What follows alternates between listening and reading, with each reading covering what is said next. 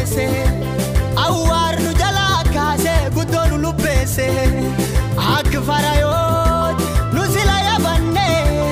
anin hanuma kajedhu waaqayya datamne nyaabolee jeenni reeffisii galaan irra garree moo'ichi kenni ta'eetti nu nagaan dabarree nyaabolee jeenni reeffisii galaan irra garree moo'ichi kenni ta'eetti nu nagaan dabarree immoo na malee immoo amnu hindaala malee hindaalamnu waaqa tabdanne baanee hin nyaatamnu immoo na malee immoo amnu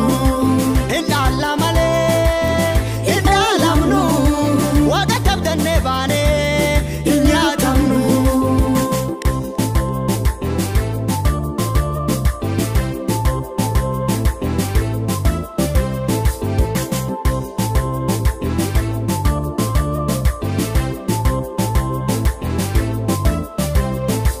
Alkani bidda isanu ibsa guyya duumansa isanu tissa walla barayo lafti la dukkanoote ilma Yesuusi Yesumaan